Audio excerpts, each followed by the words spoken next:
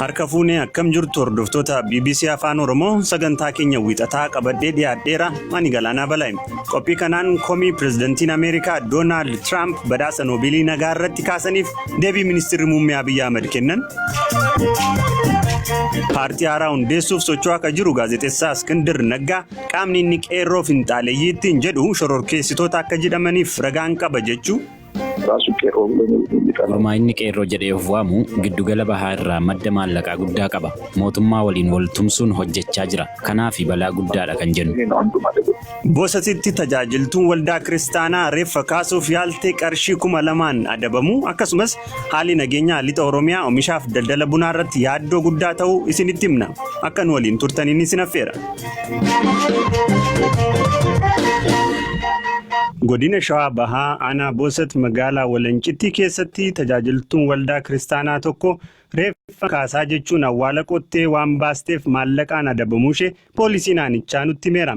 Ajajaan qajeelcha poolisii aanaa Boosat Inspektar Kaasaayee Damissee eeruu uummatarraa isaan gaheen tarkaanfii seeraa akka fudhatan dubbatan. Inni canta magaalaa Walancittii aanaa Boosaticha daa'ima jaalamaati kan du'e.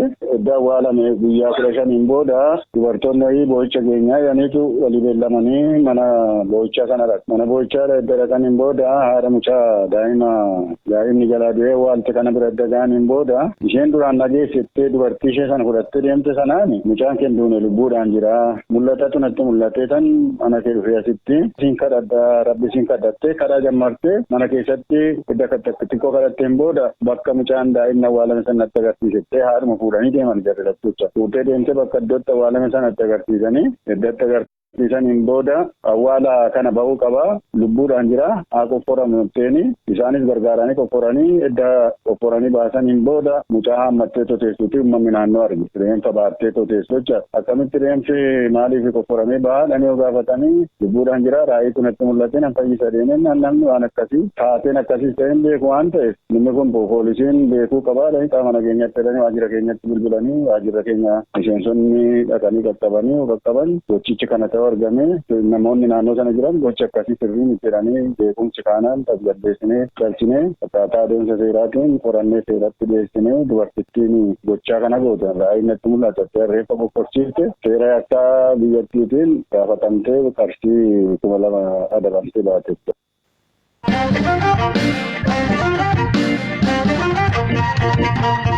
Ministeerri muummee Itoophiyaa Abiyyi Ahmed badhaasa Noobeelii nagaa ilaalchisuun guyyoota dura komii pirezidantiin Ameerikaa Doonaald Tiraamp dhiyeessaniif deebii kennan.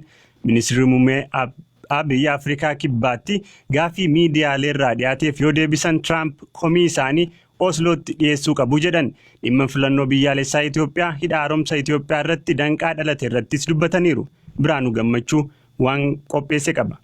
Daawwannaa isaanii Ikwaatooriyaal Giinii booda gara Afrikaa kibbaa kan himalan ministeerri muummee Itoophiyaa Dr. Abiyyi Ahmed aangawoota olaanoo biyyattii waliin hariiroo biyyoota lamaan irratti mari'achuun cinaatti hawaasa Itoophiyaa waliin magaalaa Johannesburgitti mari'ataniiru. Marii kanaan dabalataan hundeeffama waggaa 800ffaa dhaaba biyya bulchaa jiru ANC irratti argamuunis dubbataniiru. Turtii isaanii kanaan rakkoo lammiileen Itoophiyaa Afrikaa kibbaa qaban furuuf koreen waloo hundeeffamuu beeksisaniiru. Badhaasa Noobeelii nagaa injifachuu isaanii irratti guyyoota duraa yaada pirezidaantii Tiraamp kennan irratti yaada deebii kennaniin komiin kuni koree badhaasa Noobeeliitiif dhiyaachuu qaba jedhan. To be honest, I don't have any clue about the criteria. Dhugaa dubbachuuf waa'ee ulaagaa badhaasichaaf kaa'amee quba hin qabu. Koreen Noobeelii nama badhaasa kana fudhatu akka itti filatus hin beeku. Komiin pirezidaant Tiraamp koree Noobeeliif dhiyaachuu qaba. Ani adeemsa filmaata kanaa hin beeku. Badhaasaafis miti kan hin hojjetu. Nagaan naannoo keenyaaf murteessaadha. Isaan kanaaf beekamtii yoo kennanii fi pirezidaant Tiraamp komii yoo qabaate komiin kun Osloof malee Itoophiyaaf dhiyaachuu hin qabu. Tiraamp duula filannoo tokko irratti deeggartoota isaaniin waliigaltee dursaniin biyyi tokko waraanarraa bararamtee amma hoggana biyyattii santuu badhaasa Noobeelii argate jechuun himan. Bakka bu'oota uummataatti koreen dhimma haajaa alaa Ameerikaa dhimma kanarratti yaada kenneen Tiraamp bitaatti galeera marii waliigaltee irra hin geenyeen osoo badhaasa argatu ta'e pirezidaantichi silaayyoon agirgijjii yookaan madardaraa guutuu qabaatu ture jedheera.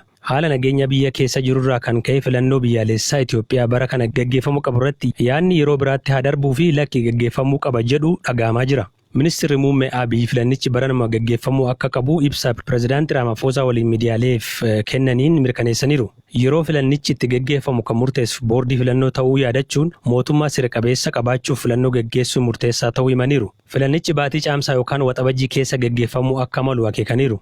Dhimma teeknikaa hidha haaromsa Itoophiyaa keessumaa hidha kana bishaaniin guutuu irratti mariin Itoophiyaa, Masirii fi Sudaan gaggeessaa turan waliigaltee malee xumuramee dhimmicha irratti giddugaltee Ameerikaatiin mariin kan biraan eegamutti jira. Dhimma kana irratti kan dubbatan muummichi ministeera Abiy durataa gamtaa Afrikaa kan yeroo ammaa kan ta'an pirezidaantiin Afrikaa Kibbaa Ramaphosan biyyoota lameen akka mariisan gaafataniiru. Mariin Ramaphosan gaggeeffamu furmaata gaarii fiduu akka danda'u namana jedhan. Pirezidaantii Ramaphosan qaamolee lamaanuu dubbisuuf karoora qabaachuu himanii dubbichis mariidhaan furmaata ni argata jedhanii akka abdatan himaniiru.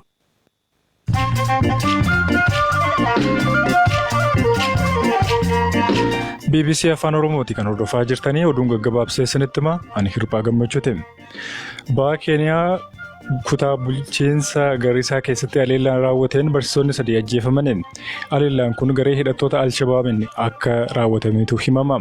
Har'a ganamas haleellaa buufata poolisii fi sarara humna ibsaa daddabarsuu qaqqabeef qaamni itti gaafatamummaa fudhate hin jiru jedhameera. Awurooppaa qoqqobbii Zimbaabuwee irra kaa'an akka kaasan ministeerri dhimma alaa Chaayinaa Waang Yiin gaafataniin tarkaanfiin qoqqobbii biyyoonni kunneen fudhatan sadarkaa idil-addunyaatti fudhatama kan hin qabnee fi mirga misoomuu fi guddachuu biyyattii kan sarbudhas jedhaniiru. Liibiyaa keessatti gareen lamatti qoodamuudhaan wal waraanaa kan turan mootummaa fi mormitoonni lola ji'oota lakkoofse booda Raashiyaa Mooskootti mari'achuu eegalaniin mootummaan beekamtii dhaabbata biyyoota gamtoomanii qabuu fi hidhattoonni Jeneraal Khalifa Haftaariin hoogganaman marii kana irratti wal waraansa akka dhaabantu eegama. Tujaarri beekamaan Jaapaan Yoshiko Mazawa xayyaara samii SpaceX jedhamtuun shamarree isa wajjin imaltu barbaadaa jira jedhame. Namni umurii ganna 44 Yoshikoon addeessarra imaluudhaaf nama dhuunfaa jalqabaa yoo ta'u imalli isaas bara 2023 keessa akka ta'etu himame. Hoogganaan duraanii kubbaaniyaa Boeing wayita hojiirraa gaggeeffaman bifa beenyaa sooromaatiin maallaqa doolaara Ameerikaa miliyoona 62 argataniin dhaabbatichi ibsa kenneenis hoogganaan kun maallaqa kana kan argatan wayita gara kubbaaniyyaa kanaa dhufan akkaataa waliigaltee mallatteessaniin jechuun ibsa jira. Oduun sa'aatii kanaaf qabadhe isaan kana turan.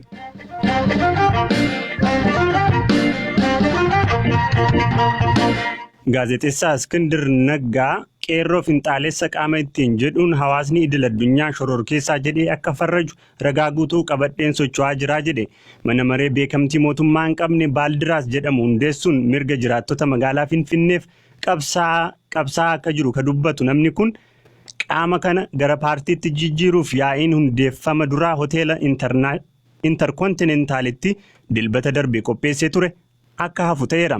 Hoteelichi sagantaa 2 galma wal cinaa jirutti qopheessuun waan dhibuuf jijjiirreeraa jedhus obbo Iskindir saganticha kaambise mootummaadha jechuun BBC'tti hime. የከለከለው መንግስት ነው። Kan dhorke mootummaadha. Isa ifatti nutti himaniiru. Addababaayitti garuu kana haallitti dubbatan hin jiru. Mootummaan ni dhorkaa ittaansee mootummaan akka hin dhorkine hoteelonni ibsa akka kennan dirqamu. Kun si arfaffaaf kan ta'edha. Lakki muuziqaadhaan ni jeeqamtu jenneeti jedhan. Nuti ammoo lakki hin jeeqamnu jennee turre. Hanga nuti hin jeeqamnu jenneetti lakki fayyadamuu hin dandeessanii nun jechuu hin danda'an. Qeerroon garee shororkeessaa akka jedhamu adeemsa eegaleera jettee turte dhuguma hedduu yaaddeessaa ta'eetu moo siyaasaaf itti fayyadamuu feeteeti. Naannolee kaanittis gareen dargaggootaa yakka daboo raawwataniiru. Ati garuu qeerroon alatti kaafteen beektu. የምር ስጋት ነው። qeerroon በተለየ ሁኔታ ከጥቃቸው ከፋኑ dhugumatti yaaddoodha. Jarmaas faannoos kanneen kana fakkaatan irrayyuu qeerroon addatti. Yaaddoon qeerroon uume walitti bu'iinsi sanyii namaa duguuguu xiyyeeffannoo addaa barbaada. Furmaatas barbaada. Yeroo dhiyootti lubbuun lammiilee Itoophiyaa 86 haala suukanneessaan darbeera. Kanaaf immoo gaafatamaan Jawaar Mohammadiin kan durfamu qeerroo finxaalessaadha. Naannolee birootti sochiileen finxaalummaa jiran hanga qeerroo hin ijaaramne, hanga qeerroo madda maallaqaa cimaa hin qaban, hanga qeerroo caasaa idil-addunyaa ka qaban miti. Kana yeroon jedhu ragaan qaba. Gurmaa'inni qeerroo jedhee of waamu giddugala bahaa irraa madda maallaqaa guddaa qaba. Finxaaleyyiin kaan Itoophiyaan alatti madda maallaqaa hin qaban. Qeerroo finxaalessii mootummaa waliin waltumsuun hojjechaa jira. Kanaaf balaa guddaadha kan jennu. Iskandar ragaan qaba jettee kaateetta. Qabatamatti ragaa qabaannaan maaliif uummataaf ifa hin gootu?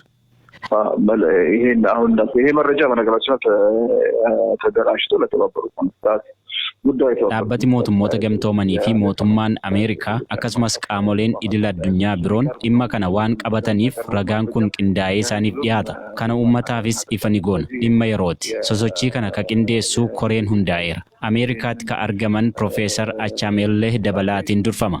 Jibba addaa hawaasa tokkorraa waan qabnuuf miti. Kuni soba adiidha. Obbo Jawaar Mohaammed dhiibbaa uumaa jiran irraa akkasumas deeggarsa qabaachaa jiran irraa kaka'e hedduun ministeera muummee Itoophiyaa itti aanu Obbo Jawaarii jedhanii kaasu. Ati Obbo Jawaar Mohaammadin ministeera muummee gootee yaaduu dandeessaa? ይሄን ማሰባቸው መጀመሪያ ነገር Ani kana yaaduu hin danda'u. Inni dura yeroo darbe keessa lubbuu namaa badeef Obbo Jawaar itti gaafatama qabu jedheen amana. Mootummaan gaafatamaa isaan gochuuf fedhu garuu hin jiru. Lubbuu namaaf namni gaafatamaa ta'e ministeera muummee biyya tokkoo ta'a amantaa jedhu hin qabu. Dhimmicha yeroodhaaf haa dhiifnu. Garuu ministeera muummee Itoophiyaa ta'uuf sadarkaa biyyaatti deeggarsa namoota hedduu argachuu feesisa. Obbo Jawaar Mohaammed deeggarsa namoota hedduu kanaa akka hin qabne shakkiidhaan olitti hin beeka. Naannoo murtaa'etti deeggarsa qabaachuu malu. Sadarkaa biyyaatti garuu deeggarsa hin qaban.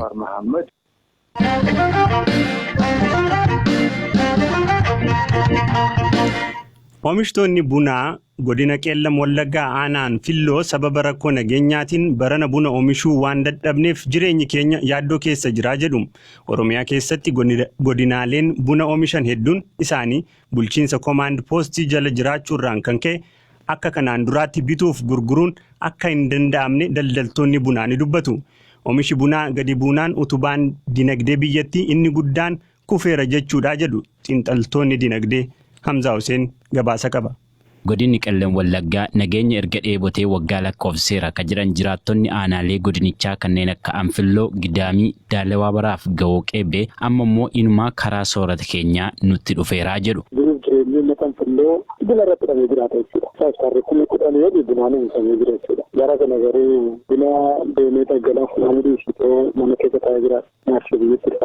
Oromiyaa keessaa godinaaleen bulchiinsa Command Post jalatti bulan hedduun isaanii kanneen buna oomishanidha. Bunni immoo bosona keessatti kan oomishamudha. Yeroo ammaa godinaalee kanneen keessatti bosona seenanii buna oomishuun hafee bahanii galuun illee yaaddoo nutti ta'eera jechuun egeree jiruuf jireenya isaaniif akka yaadda'an dubbatu.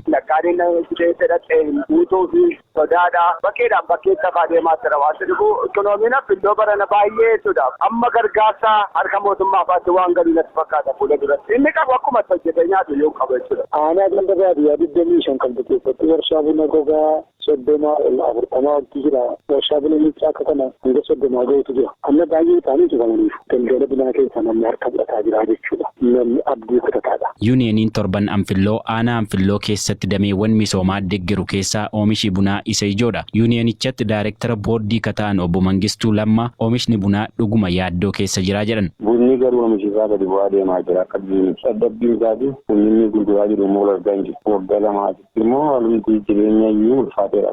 Keessumaa macabcabee biratti yaadde gurgurichaa namni gabaa keessaa ba'aa jiru. Bunni madda sharafa alaa biyyattiiti ka jedhan yeroo dheeraaf dhimma oomisha bunaa Itoophiyaa irratti qorannoo geggeessaa akka turan obbo Haayilee Fufaa oomishi qonnaan bulaa kumnaan utubaan dinagdee biyyattii kufeera jechuudha jedhan. Itoophiyaan gara alaatti kan isheen dhiyeessitu naannoo toonii 200,300 keessaa parsantii 70 hanga 75 kan qabatee jiru Oromiyaadha. Kana keessaa immoo parsantiin 88 kan ta'u kun iddoo nageenyi gaariin hin jirree fi iddoo qotee bulaan ba'ee akka gaarii oomishachuu hin dandeenye buna isaa kana yeroodhaan funaannachuu, goskachuu, gabaatti dhiyeeffachuu yeroo iddoo hin dandeenye Command Post jala jira. Kanaaf qotee bulaallee hin miidha, waldaalee hojii gamtaa hin miidha, yuuneenota hin miidha. Akka biyyaatti immoo yeroo ammaa biyyattiin sharafa alaa baay'inaan barbaaddi. Kanarrattis dhiibbaa guddaa fidaa jechaadha.